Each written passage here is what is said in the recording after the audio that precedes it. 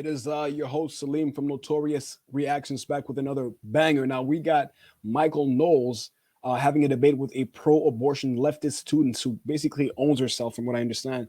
So let's take a look, see what she has to say, and if it makes sense. Let's take a look. Start off by saying I disagree with everything you say. Black Lives Matter, stop Asian hate, and leave trans people alone. Here's my question. Why What do did I you say about the weaponize? Asians? I don't think I said anything about Listen Asians. to my question. Why do you Okay. weaponize religion to justify your subjective opinions? How do you think I've done that? You say that God says, oh, there's men, there's a woman, and just leave that as that. Like, you don't represent religion because we don't live in a country where you can be purely pure based on your religion. Like, you sin, everyone sins, if we Yeah. can understand that. So trying to weaponize that against people and try to limit their rights because of what you think God said, God didn't speak to you. You don't Well, know. God does You don't speak know to me, God. and He speaks to all of us, and we can read His word in the Bible. And Let's stop right here first and analyze. You know what's funny is a lot of these leftist people, right? The people that act as though they're holier than thou, saying we will accept everybody. We don't have a problem. We want to hear you, but we only want to hear you because there's a comma, right?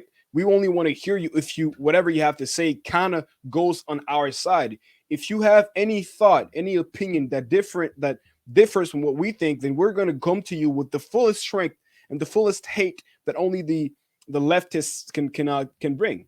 And that's what she's showing. She's showing intolerance for his thought, saying, "Oh, because you're a sinner, just because I sin, does that mean that I can't bring up religion? Like, should I just give up religion altogether just because we're all sinners? Can we not aspire to be better than what we were to get like yesterday?" That's the goofiest thing ever. And look at how her demeanor is. She acts as though she's accepting this. She's very aggressive. This is very telling. She doesn't let him speak. When he is about to say something, she's going to cut him off. Where he lets her speak. He lets her speak her piece, and then he intervenes and tries to say something. Like, you got to analyze these patterns, because a lot of these people will make you think that they're inclusive, but they really aren't.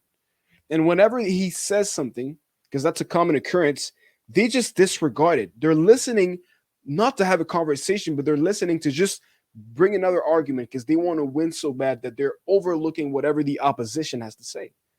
we can go to church. No. That is true. So what you're objecting to is that I've quoted the Bible, and I've said right there in the early chapters of Genesis, in the beginning God made man, both male and female created he them. And you're saying, Michael, why would you weaponize religion that way? But what have I done? All I've done is just quoted the Bible, and I'd be happy to have a conversation about 2,000 years of church history on this subject. And I'm happy to have a conversation about even pre-biblical or extra-biblical sources on it, on the hylomorphic nature of the human being. I'm happy to do that. That's not a weapon against any people. That's a weapon against falsehood. And so the only way in which I would turn religion into a weapon is against the devil. And that's what we all have to do, because religion is a habit of virtue that renders to God what he deserves. That's the meaning of the word religion. And so I'm just reading the text, and I'm practicing the faith, and I'm telling you what the faith has said for 2,000 years. And you might reject it, but I think that it's true. I think religion is true. And you might think that it's false, and you might have a different set of beliefs. But one of us is, at the very most, one of us is going to be right. And so at the very least, one of us is going to be wrong. And I just happen to be correct about this. Before she speaks, look at her demeanor. Arms crossed. She's shaking her head, right, as if to say she does not agree with anything he's saying. She does not give him the time. You could tell by her facial expressions, she is not listening. And that's what's dangerous about these people that go into indoctrination camps, which we now call school, but they don't want to have dialogue. They are the oppressors. They're convinced that whatever they have learned in these schools is the absolute truth, and anything that differs from their thoughts process, thought patterns, is incorrect. You know, I can respect the confidence, but it's just purely delusion. Okay, I don't think Christianity is delusional. I respect religions. I respect No, you people's don't. rights. No, you don't. But trying to limit someone's rights by saying, "Well, I believe that God said this, so I'm going to block you from doing this," like abortion. People get raped. People get incest, and it's crazy traumatic situations. And it's very hard for a human to ask a human, "Oh, keep that baby because God said to." That is impossible. Do you think We're it's not hard to? God.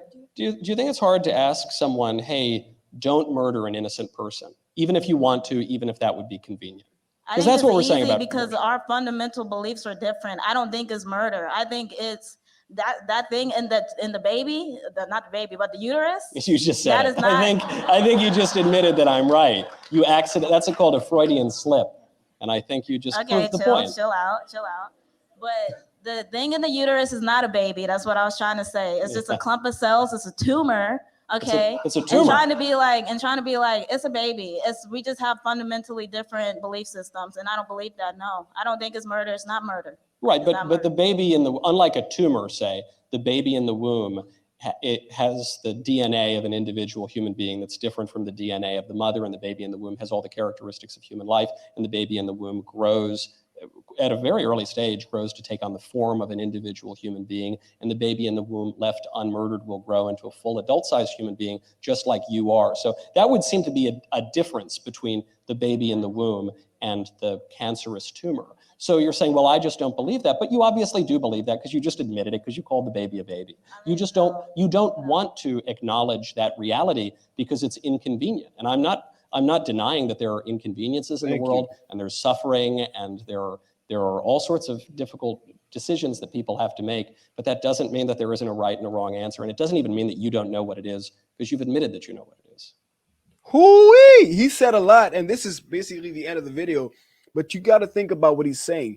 The reason why there's such a pushback. Now, we're not talking every single situation, but a big part of this is because it's inconvenient to admit that this is a human life and then still go forward and ending that life, because we then have to face ourselves and look at ourselves in the mirror and admit that we have committed murder, that we have ended the life of somebody. We do not want to take accountability and the weight that basically comes along with that decision. So it's easier to just chalk it up to it's not a baby yet, because I don't have to feel remorse if I didn't kill somebody. You got to think about that, right? Now, of course, there are isolated cases, situations in which there is rape, there is incest, but let's not act like these are 90% of the cases in which people use abortion. This is not true, and this is disingenuous. It's just a way for people to take accountability off of themselves. A lot of the cases people use it as a contraceptive, right? And I don't know, don't quote me on this, but a lot of the women that use abortion are second offenders. It's their second or third or fourth abortion. Of the women that use abortion as a concept, as a way to get rid of the baby, once again, it is not their first time. What does that say to us about these people? Is that they're irresponsible. Once is okay, twice is a lot. Like, twice is a common occurrence. 3 times is a pattern. Like, you got to take accountability for your actions. Listen, that's all I got to say, man. If you fuck with the content, subscribe, share, like the video. Once again, road to 1,000 subs. Peace.